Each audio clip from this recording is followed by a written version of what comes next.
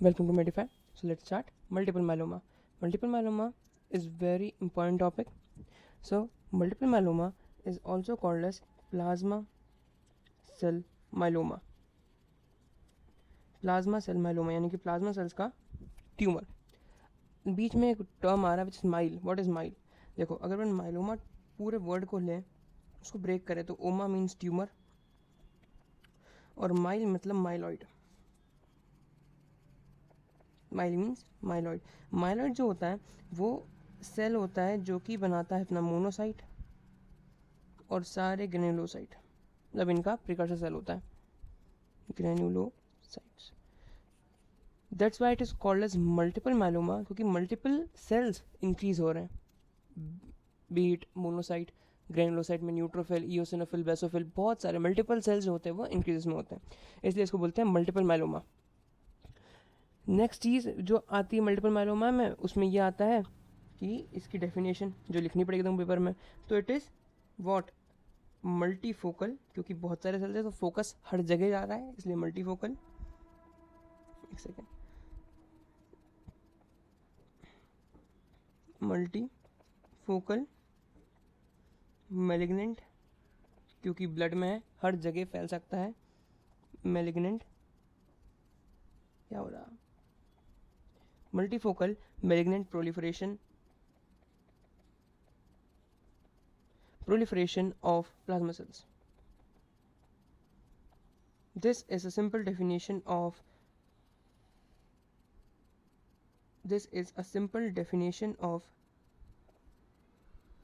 multiple myeloma. ठीक है, चलो नेक्स्ट वी स्टार्ट अबाउट कि ये मल्टीपल माइलोमा जो होता है वो इंक्रीज होता है एज के साथ में. याद रखना, इंक्रीज होगा एज के साथ में. नेक्स्ट मतलब ये 50 to 60 ईयर्स में ज़्यादा होता है, ज़्यादा होने के चांसेस है. बहुत रेयर है, लेस देन 50 और 40. बहुत रेयर होता है less than 40 years of age. ठीक है. और मोर इम्पोर्टेंट कि मल्टीपल माइलोमा इज और एनी माइलोमा इज, माइलोमा मैंने एक ही है लेकिन फिर भी myeloma is common in males than female. ठीक है, देन फीमेल. अब अपन बात करते हैं इसकी पैथोलॉजी की और इटियोलॉजी की. Etiology and pathogenesis. इटियोलॉजी का होता है कॉज और पैथोजेनेसिस. तो बात करते हैं अगर अपन इटियोलॉजी की पहले, तो इटियोलॉजी में क्या है? मल्टीपल माइलोमा और myeloma is a monoclonal proliferation, यानी कि बी सेल का प्रोलिफरेशन हो रहा है. अब बी सेल का प्रोलिफरेशन में इसका जो कॉज है मल्टीपल माइलोमा का, ये अब तक अननोन है. तो यहाँ पे बी सेल का प्रोलिफरेशन का लिखा हुआ है. देखो इसमें क्या हो रहा है, इसमें लिखा हुआ है कि मोनोक्लोनल बी सेल का प्रोलिफरेशन होता है मल्टीपल माइलोमा में. इसकी जो कॉज है वो जो एक होता है ना स्टैंडर्ड कॉज, कि जैसे ट्यूबरक्लोसिस क्यों होता है, क्योंकि टीबी बैसल है अपनी बॉडी के अंदर आ जाते हैं. फॉर सपोज कि जॉइंटिस क्यों हो रहा है, क्योंकि भैया बिलिरुबिन बढ़ रहा है. बिलिरुबिन क्यों बढ़ रहा है? क्योंकि सबका अपने पास सबका एक कॉज है, वो कॉज मल्टीपल माइलोमा के लिए नहीं है. एक एग्जैक्ट कॉज जो है वो नहीं है. मल्टीपल माइलोमा होने के बहुत सारे फैक्टर्स हैं जो कि इनसे मल्टीपल माइलोमा हो सकता है. इससे होता है ये कंफर्म नहीं है, जिससे हो सकता है वो पता है. देखो तीन बातें हैं यहाँ पे इसके फैक्टर्स की, कि किस किस से. इसको अपन एटियोलॉजिक फैक्टर्स बोलते हैं. जब एटियोलॉजी नहीं पता रहती है तो एटियोलॉजिक फैक्टर्स लिखे जाते हैं, और मल्टीपल माइलोमा में वही लिखेंगे अपन. सबसे पहला आता है रेडिएशन. कैंसर है, रेडिएशन से हो सकता है, तुमको पता है, म्यूटेशन हो जाता है. ठीक है, तो long exposure to ionizing radiation, ये इंपॉर्टेंट है. Long exposure to ionizing radiation.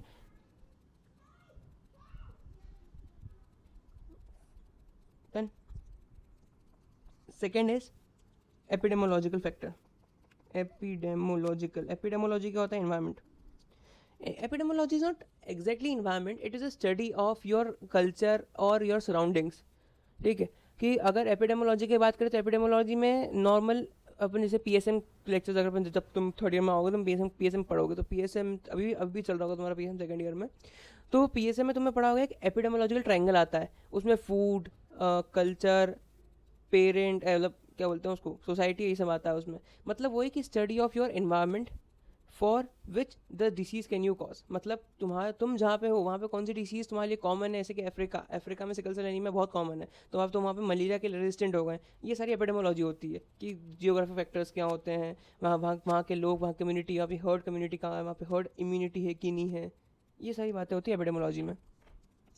तो एपिडेमोलॉजी मतलब इन्वायरमेंट। तो इसमें क्या होता है, इसमें ऑक्यूपेशनल आता है,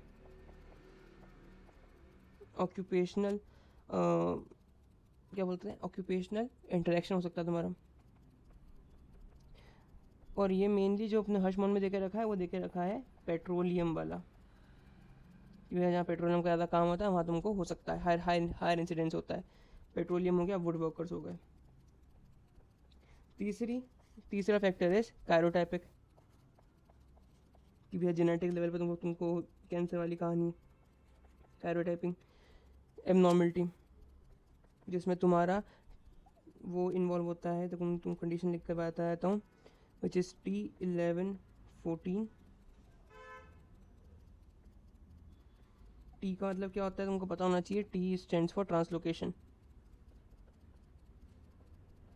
जब भी कैरोटाइपिंग की बात करें तो टी क्या होता है, ठीक है, और इसमें पी क्या होता है, क्यू क्या होता है, तुमको पता होना चाहिए। ये मैंने पढ़ाया भी है अपना पैथोलॉजी के जेनेटिक्स वाले लेक्चर्स में। देन Q32 ट्रांसलोकेशन, देख क्या लिखा हुआ है, translocation 1:14 to Q13 and Q30। देखो ट्रांसलोकेशन 11 और 14, 11 से 14 क्रोमोसोम पे, ये है 11-14 के बीच का रिलेशन, कि 11-14 के लिखा हुआ है, मतलब 11 वाले क्रोमोसोम से 14 वाले क्रोमोसोम पे ट्रांसलोकेशन हुआ है किसका, जो 11 वाले पे क्यू आर्म पे 13 नंबर पे था, उस जीन का किसके साथ ट्रांसलोकेशन हुआ है, 14th क्रोमोसोम पे, कौन सी लोकेशन, Q32 वाली लोकेशन पे जो जीन है उसके साथ ट्रांसलोकेशन हुआ है।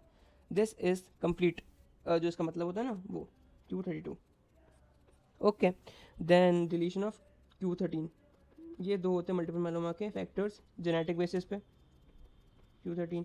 अब बात करते हैं एक लास्ट पैथोलॉजिक इटियोलॉजिक फैक्टर जो कि है अपने पास oncogenic and anti oncogenes, oncogenes and anti oncogenes. अब देखो मल्टीपल माइलोमा है मतलब कैंसर है तो ऑन्कोजीन आएगा। अब तुम ये बताओ कि कौन सी जीन ज़्यादा काम करेगी और कौन सी जीन कम काम करेगी। एंटी ऑन्कोजीन, तब तक मैं लिख रहा हूँ तो बताओ, सोचो। देखो ऑन्कोजीन है और एंटी ऑन्कोजीन है। ऑन्कोजीन करेगी मतलब ओवर एक्सप्रेस होगी, क्या होगी, ओवर एक्सप्रेस, तो ये कैंसर कॉज कराएगी।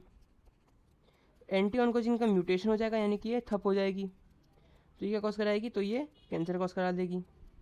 कैसे, एंटी ऑन्कोजीन रोक रही है ऑन्कोजीन को, तो वो रोक रही है तो वो क्या हो जाएगी, उसका म्यूटेशन हो जाएगा, मतलब वो ठप हो जाएगी, तो उससे क्या कैंसर हो जाएगा, वो ऑन्कोजीन को रोक नहीं पाएगी।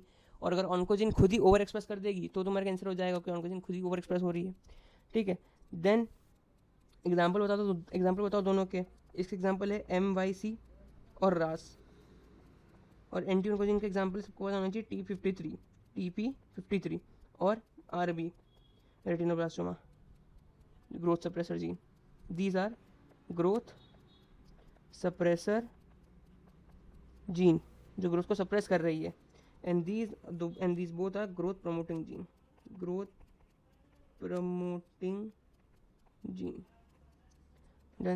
Then we talk about molecular pathogenesis की। भैया मॉलिक्यूलर लेवल पे क्या हुआ है, जो कि मेन पैथोजेनेसिस है। अब बात करते हैं पैथोजेनेसिस की। मॉलिक्यूलर पैथोजेनेसिस देखो क्या हुआ है, अब सुनो। इसमें मेनली फॉर्मेशन हो जाता है माइलोमा सेल का। तुमको वही समझना है कि माइलोमा सेल का फॉर्मेशन हो रहा है। अब वो कैसे हो रहा है, रेडिएशन आए, अपन पकड़ के चलते, रेडिएशन आ गए, रेडिएशन ने आके अपने जो कैरोटाइपिंग है, मतलब तुम्हारा जेनेटिक क्रोमोसोम लेवल पर जो बेसिस चल रहा है तुम्हारा पूरा, वहाँ पे उसने ये सीन कराया कि 11th नंबर कहाँ गया, 11th नंबर के क्रोमोसोम पे जो Q13 की स्पेस पे था, जो जीन था, उसको उसने उठा के 14th क्रोमोसोम के Q32 वाले जीन पे अटैच करवा दिया। उससे क्या हुआ, उससे तुम्हारा क्रोमोसोम की जो जेनेटिक सीक्वेंस वो चेंज हो गया। सीक्वेंस के चेंज होने से क्या हुआ, तुम्हारे जो प्रोटीन फॉर्मेशन है जो वो अलग डिफरेंट हो गए। इसका मतलब तुम्हारा अब जो सेल है वो डिवाइड होने लगेगा। तो सेल डिवाइड हुआ, तुम्हारा फॉर्मेशन हुआ, याद रखना किसका, माइलोमा सेल का। किसका फॉर्मेशन हुआ, माइलोमा सेल का। ये सारी बातें कहाँ हो रही है, तो ये भी समझ लेना सारी बातें बोन मैरो में हो रही है। कहाँ हो रही है सारी बातें, बोन मैरो में हो रही है, क्योंकि जो अपने माइलॉइड सेल्स हैं उनका फॉर्मेशन कहाँ होता है, बोन मैरो में होता है। Very good. तो भैया अब क्या हुआ, अब यहाँ पे एक नॉर्मल मॉलिक्यूल एक होता है which is cell adhesion molecule. कौन, cell surface adhesion molecule, CSAM, cell surface adhesion molecule, जो कि किससे बाइंड करेगा, माइलोमा सेल से बाइंड करेगा। जैसे ही वो माइलोमा सेल से बाइंड करेगा, ये दोनों जाके क्या करेंगे, बाइंड करेंगे आप बोन मैरो सेल से, बोन मैरो सेल से बाइंड करेंगे, बोन मैरो स्ट्रोमल सेल से बाइंड करेंगे। अब ये जो अभी अभी जो बाइंडिंग हो रही है, इसमें जो बाइंडिंग हुई ना सिर्फ इतनी सी, यहाँ से बोन मैरो स्ट्रोमल सेल में तो क्या हुआ अलग बात है, वो कहानी अलग हो जाएगी। जो ये हैं CSAM cell surface adhesion molecule, ये ट्रिगर करेगा माइलोमा सेल को to produce a cytokines, to produce cytokines है। और कौन कौन से बनाएगा, तो देखो फटाफट, interleukin 6, VEGF, TGF beta, tumour growth factor, okay. Then interleukin 1, मतलब बुखार भी कॉज कराएगा, ठीक है। और सबसे important, this is NF kappa B, ये रिलीज हुआ NF कप्पा बी, यहाँ से माइलोमा सेल से रिलीज हुआ, याद रखना माइलोमा सेल से रिलीज हुआ कौन, NF कप्पा बी। अब ये NF कप्पा बी पता है कहाँ जाता है, बोन मैरो सेल्स में जाता है। कहाँ जाता है, बोन मैरो सेल्स में जाता है। बोन मैरो सेल जाके बोन मैरो सेल में NF कप्पा बी घुस के इंटरल्यूकिन 6 का फॉर्मेशन कराता है बोन मैरो सेल से, और VEGF का फॉर्मेशन कराता है, which again help myeloma cell to grow, myeloma cell को हेल्प करेगा टू ग्रो। क्या होता है, कैसे होता है, सब बताऊंगा, 2 मिनट को बस। NF कप्पा भी ने क्या कराया, NF कप्पा भी कहाँ गया, बोन मैरो सेल्स में गया, बोन मैरो सेल्स जो इंटरल्यूकिन 6 और VEGF, वो जाके कहाँ गया, माइलोमा सेल में आ गया। माइलोमा सेल अब वापस रिसीक्रेट करेगा VEGF और इंटरल्यूकिन 6, लेकिन इंटरल्यूकिन 6 इज मोर इंपॉर्टेंट, क्यों बताऊंगा। देखो तीसरा पॉइंट, जो एडेशन मॉलिक्यूल है आया था, वो अफेक्ट करता है सिग्नलिंग को, अफेक्ट करता है सिग्नलिंग को। जो सेल सिग्नलिंग होते हैं ना, जो कि मेन एपोप्टोसिस होता है कि वह सेल डेथ जो शुरू होती है, क्यों शुरू होती है, क्योंकि एक्स्ट्रा सेल्स फॉर्मेशन हो जाता है इसलिए। या तुमने देखा होगा कि एपोप्टोटिक फॉर्मेशन नहीं होता, मतलब एक सिस्टम था जो अपन ने पढ़ा था कि सेल की बाउंड्री में अगर आसपास के सेल अटैच हो जाते हैं तो सेल ग्रोथ करना बंद कर देता है। ये नॉर्मल सेल की फिजियोलॉजी, नॉर्मल सेल फंक्शनिंग रहती है। इस and this is mediated by cell signalling. ये जो सेल सिग्नलिंग होती है इसको अफेक्ट कर देता है। माइलोमा सेल के जो सिग्नल्स होते हैं, वो माइलोमा सेल के जो फॉर्मेशन होते हैं ना, वो सब अफेक्ट करा सेल सिग्नलिंग को। कैसे, via cyclin D, via cyclin D NP21, जो कि कॉज करेंगे, क्या कॉज करेगा, माइलोमा प्रोटीन के फॉर्मेशन को, कॉज फॉर्मेशन या production of myeloma protein, formation of myeloma protein या production of myeloma protein. Then interleukin 6, अब भैया ये क्या रोल है इसका इंटरल्यूकिन 6 का, तो इंटरल्यूकिन 6 जो है वो इम्पॉर्टेंट है, क्यों, because it plays a central role in cytokine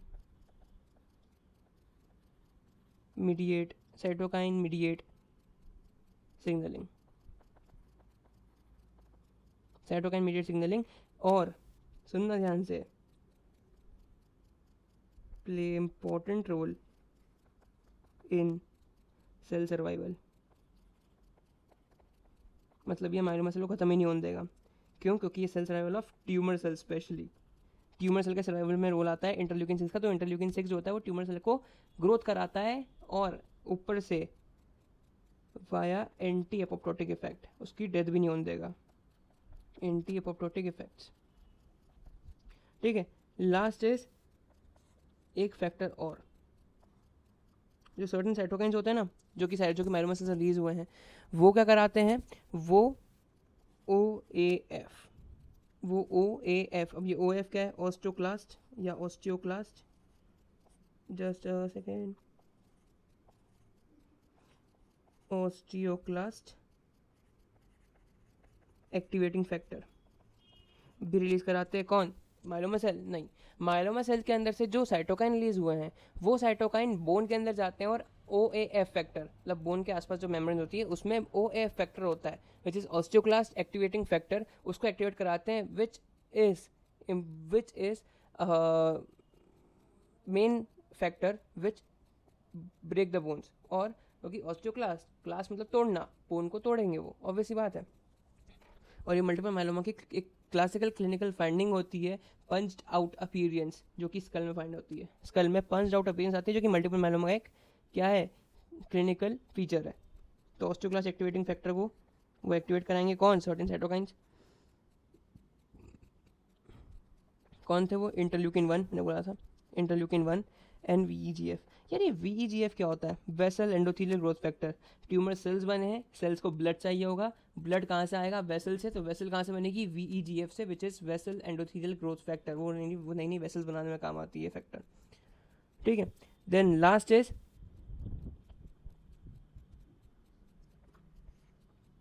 NF kappa B. NF kappa B is more important because ये कभी भी ये कभी भी तुम्हें माइलोमा सेल को टूटने खत्म होने नहीं देगा। माइलोमा सेल सेवियर होता है ये।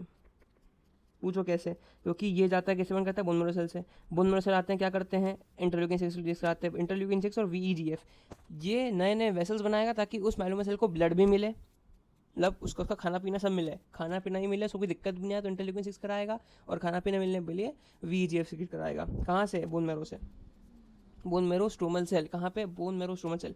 ये पूरा समझ में आया पैथोजेनेसिस क्या हो रहा है, सिंपल है, कोई रॉकेट साइंस नहीं हुआ है इसमें। सबसे पहले क्या हुआ, सबसे पहले माइलोमा सेल का फॉर्मेशन हुआ कहाँ से, फॉर सपोज अपन लेके चल रहे हैं कि एटियोलॉजिक फैक्टर रेडिएशन से तुमको मल्टीपल माइलोमा हुआ है, या अपन ये लेके चलो कि तुमको जेनेटिक है, लेके चलो जेनेटिक है कि भाई मल्टीपल माइलोमा तुमको होना है, मतलब तुम्हारे पापा को हुआ था, तुमको भी होगा। अब सुनो सीन क्या है कि भैया तुम्हारा ट्रांसलोकेशन हो गया है 11 to 14 क्रोमोसोम पे, कहाँ से, Q13 to Q32, मतलब 11वें क्रोमोसोम पे Q13 की स्पेस से एक जीन उठा, 14 नंबर क्रोमोसोम पे Q32 की स्पेस पे जाकर अटैच हो गया। उससे क्या हुआ, उससे तुम्हारा क्रोमोसोम सीक्वेंसिंग चेंज हो गई, सीक्वेंसिंग चेंज होने से प्रोटीन चेंज हो गया, प्रोटीन का फॉर्मेशन बढ़ता जा रहा है तुम्हारा, उससे माइलोमा सेल का फॉर्मेशन हुआ। अब क्या हुआ, माइलोमा सेल का पता है कैसा होता है, माइलोमा सेल का स्ट्रक्चर कुछ ऐसा होता है, इसमें बहुत सारे ना बाइंडिंग साइट्स होती है, मल्टीपल बाइंडिंग साइट्स होती है माइलोमा सेल में, जहाँ पे ये माइलोमा सेल के सरफेस पे, तो यहाँ पे एक फैक्टर होता है which is cell surface adhesion molecule, जो यहाँ आके अटैच हो जाता है। कौन, सेल सरफेस एडेशन मॉलिक्यूल, जहाँ जो यहाँ पे अगर अटैच होगा। अब जैसे एडेशन मॉलिक्यूल यहाँ पे अगर अटैच हुआ, वो अटैच कराएगा, और क्या होगा, वो रिलीज कराएगा साइटोकाइंस, कौन कौन से, interleukin 6, VEGF, TGF beta, interleukin 1 और NF kappa B. NF kappa भी जाके अटैच होगा किससे, बोन मैरो सेल से, बोन मैरो स्ट्रोमल सेल से, जो कि अटैच कराएगा, जो कि रिलीज कराएगा बोन मैरो सेल से इंटरल्यूकिन 6 और वीजीएफ, जो कि इंटरल्यूकिन 6 क्या करता है, सेल ट्यूमर सेल सर्वाइवल को हेल्प करता है। तो भैया वो माइलोमा सेल को खत्म भी नहीं होने देगा। उसके बाद बात करते हैं अपन नेक्स्ट इज कि उससे क्या क्या हुआ।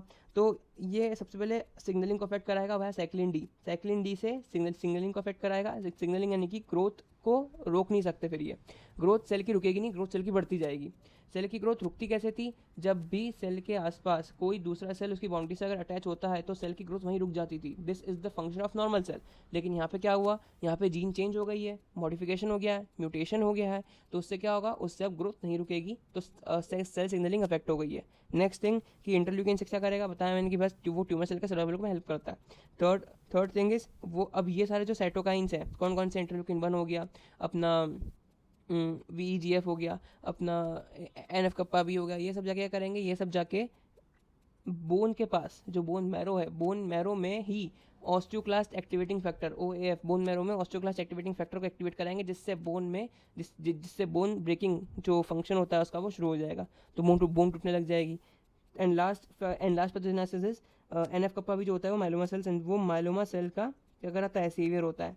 नेक्स्ट इज पैथोलॉजी होगी। अब बात करते हैं क्या क्लिनिकल फीचर्स आएंगे और मेन पैथोलॉजी क्या होती है। पैथोजेनेसिस, अभी तो बात करते हैं पैथोजेनेसिस की हुआ कैसे है, अब देखते हैं हुआ क्या है। पैथोलॉजी में क्या देखेंगे अपन, सबसे पहले यहाँ पे 2 पैथोलॉजिक फाइंडिंग होती है। पहली फाइंडिंग इज ऑशियस कि बोन में क्या हुआ, second is extra ऑशियस।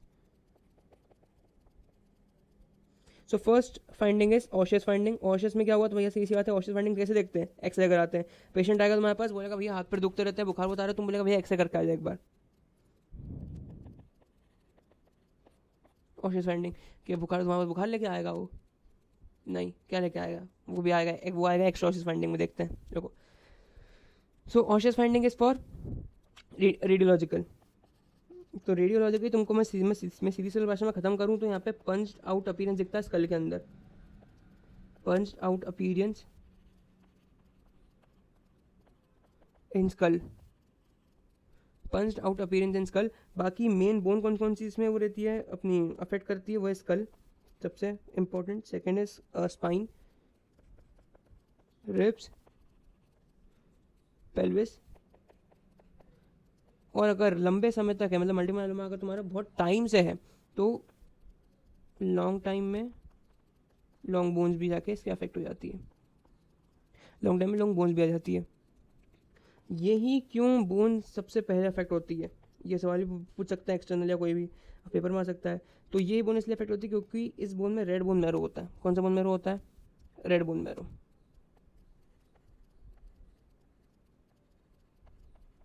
Long bone में क्या होता है? येलो बोन मैरो भी होता है, तो इस कारण से वो बच जाती है।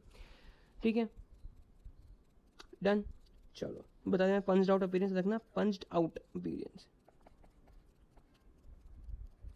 Punched out appearance, punch out appearance. देखो वो तो सीधी बात समझ में आ जाएगा।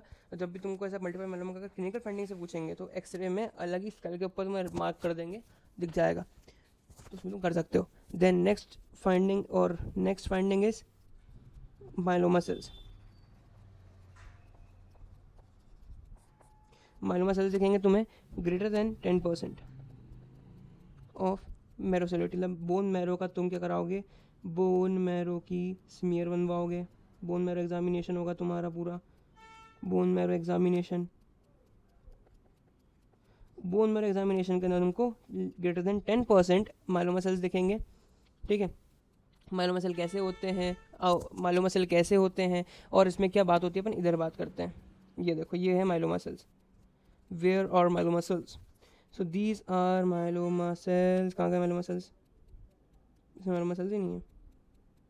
ये दिख रहा है प्लाज्मा सेल्स, एक सेकंड रुकना, हाँ ये देखो, ये दिख रहा है प्लाज्मा सेल, बायोन्यूक्लिएटेड प्लाज्मा सेल्स। अब देखो मैं बनाता हूँ माइलोमा सेल बनाता हूँ, नहीं था उसमें कोई बात। Myeloma cells are same as plasma cells. अभी येलो सोना दिखेगा ही नहीं,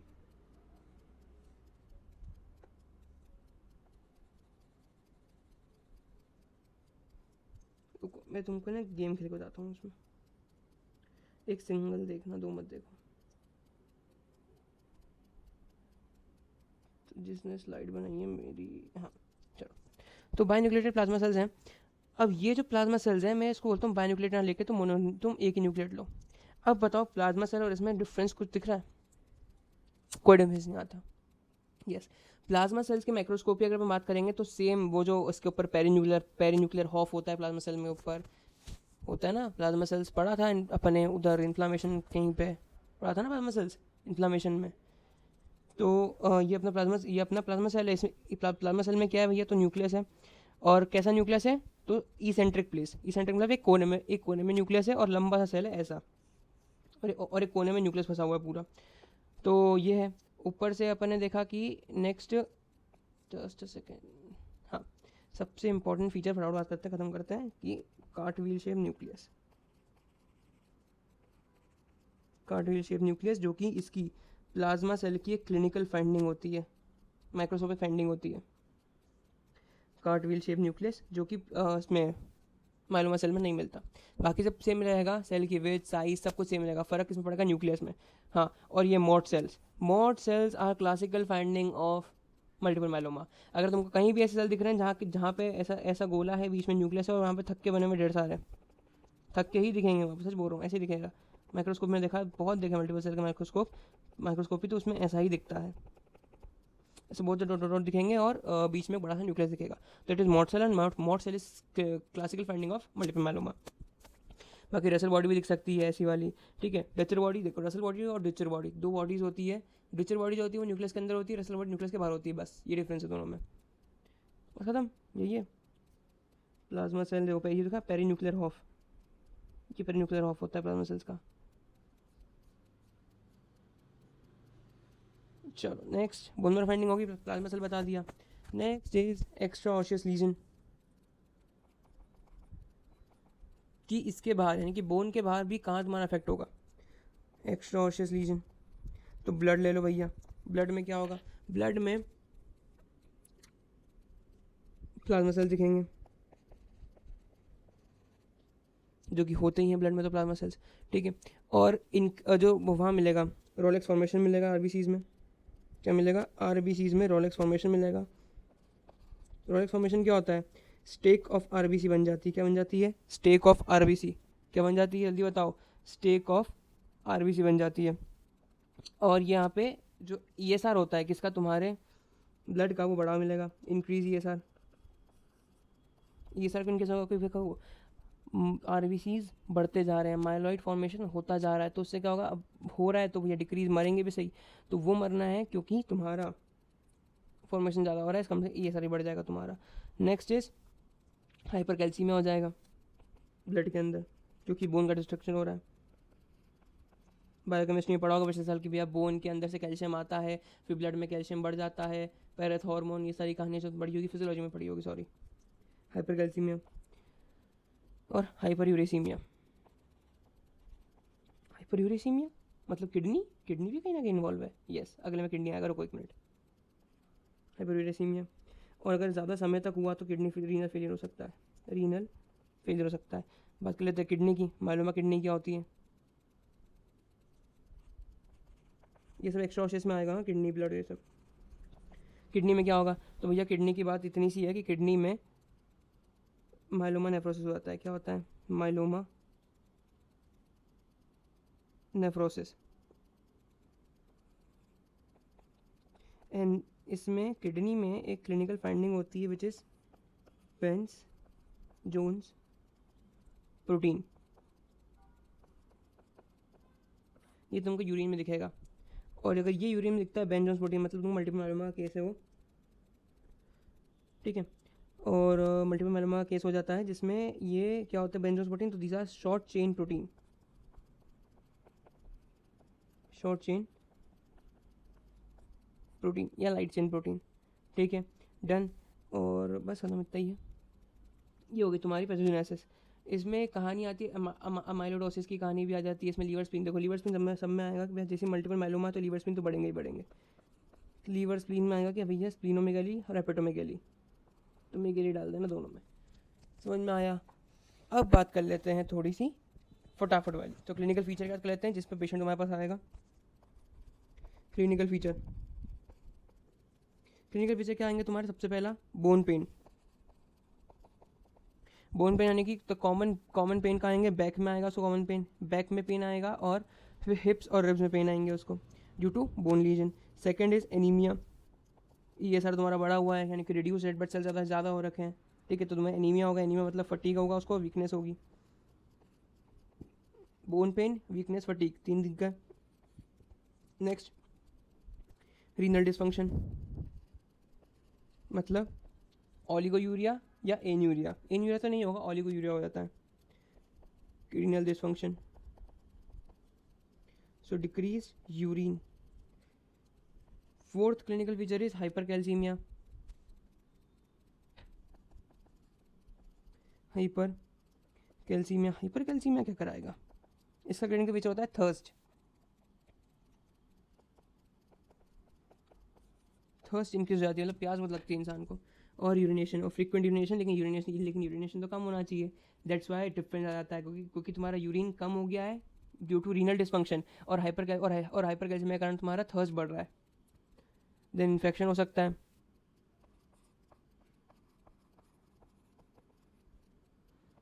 कोई भी इन्फेक्शन, क्योंकि इम्यूनिटी कम है, ठीक है। देन ब्लीडिंग हो सकती है, क्योंकि प्लेटलेट भी रिड्यूस हो चुके हैं, ब्लीडिंग टाइम बढ़ जाएगा तुम्हारा, ब्लीडिंग हो सकती है, खत्म। And now we talk about laboratory diagnosis. तो लैब फाइंडिंग क्या होगी, लैब फाइंडिंग इज क्लासिकल एक निमोनिक सेल्स का CRAB which is use in lab. Lab में क्या है, कैल्शियम इंक्रीज, आर से is renal involvement, renal involvement. What is A? A is for anemia and B is for bone lytic lesion. Bone lytic lesion. Done. Bone lytic lesion खत्म।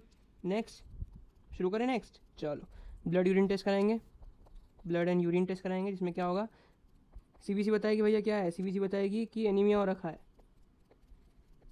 Next serum protein कराएंगे, serum protein में देखेंगे भैया M protein detect हो जाएगा, M protein is for myeloma, बताया myeloma protein, भूल गए अभी तो बताया था माइलोमा प्रोटीन सिकेटो का सबकी बात करी थी जब, ये देखो कहाँ बताया था, इनके मैंने बताया था कि माइलोमा प्रोटीन, ये रहा प्रोडक्शन ऑफ माइलोमा प्रोटीन, कौन कराएगा, साइक्लिन इंडिया और P21, ठीक है। तो माइलोमा प्रोटीन, तो सीरम प्रोटीन से क्या होगा, सीरम प्रोटीन इलेक्ट्रोफोरेसिस या सीरम प्रोटीन एग्जामिनेशन में तुम्हें एम प्रोटीन मिल जाएगा, M protein is for myeloma protein.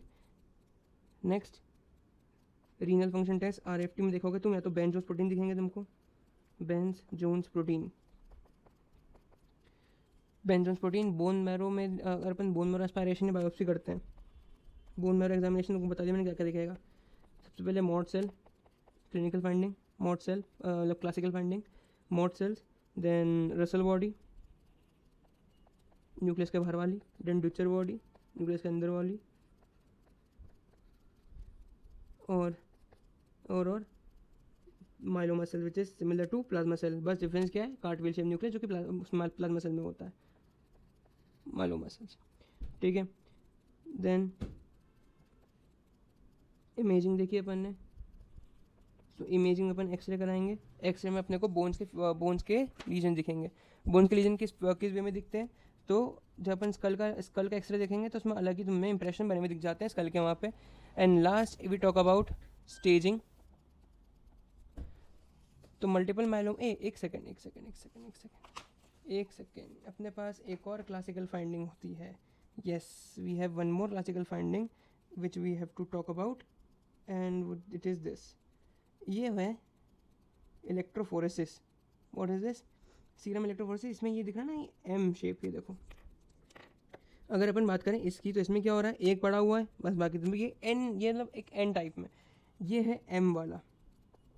It is most important monoclonal gammopathy plasma cell myeloma, याद रखना पेपर में क्वेश्चन यही बना हुआ आता है सीधा सीधा और आंसर निकल जाता है यही, ठीक है। तो इसलिए ध्यान रखना इसका, बहुत इंपॉर्टेंट होता है ये। And last we talk about treatment, treatment is autologous hematopoietic stem cells, hematopoietic stem cells transplantation, which is a, एक सेकेंड, ए नहीं आता, एच आता, एच यहाँ से, HSCT, ऑटोलॉजी haematopoietic stem cells transplantation, done. धन्यवाद आप सभी का कि आपने मल्टीपल माइलोमा हम सबके साथ पढ़ा। अब